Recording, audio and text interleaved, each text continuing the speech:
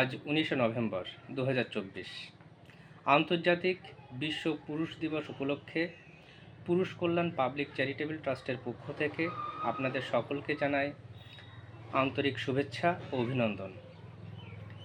আজকে কোনো সরকারি দপ্তর বা মন্ত্রণালয় পুরুষ দিবসের শুভেচ্ছা জানাবে না। কর্পোরেট কোনো সংস্থা আজকে কোনো টু শব্দটিও করবে না। প্রতিদিনের ন্যায় গুগল আজ কোনো ডুডুল প্রকাশ করবে না।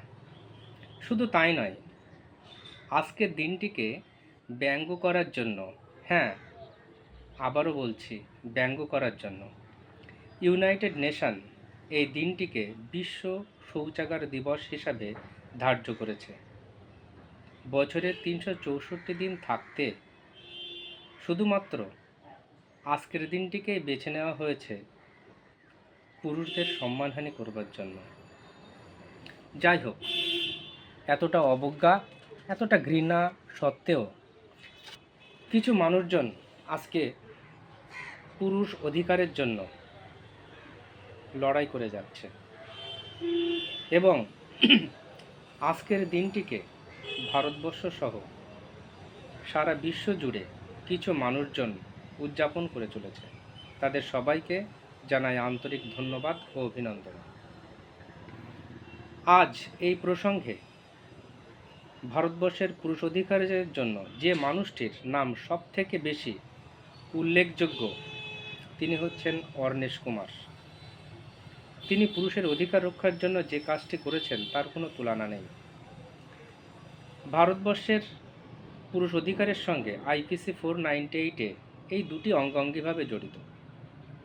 একটাকে বাদ দিলে অপরটা চলতে পারে না।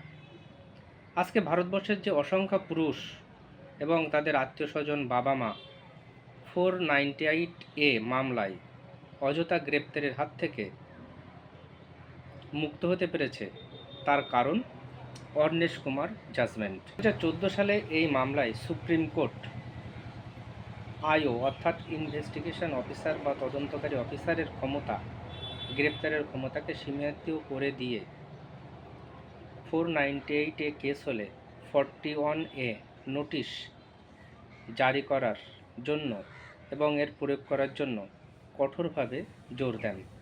এটা একটা আক্ষরিক অর্থে নিঃশব্দ বিপ্লব।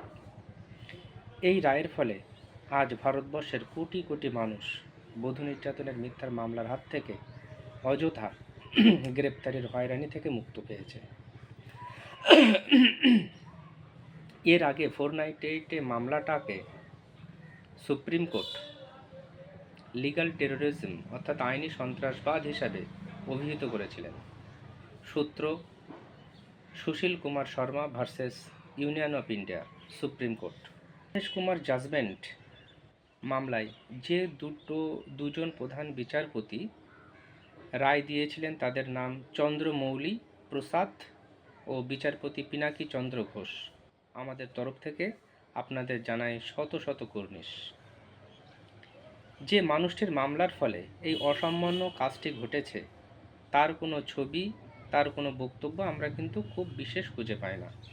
শুধু এই যুগান্তকারী কাজটি করে দিয়ে তিনি প্রচারের আড়ালে থেকে গেছেন, যার জন্য অজস্র মানুষ, হাজার হাজার কোটি কোটি মানুষ স্বস্তির নিঃশ্বাস ফেলতে পারেন। ইনি শুধু এটাই নয়, ইনি আরও একটা বড় কাজ করে গেছেন।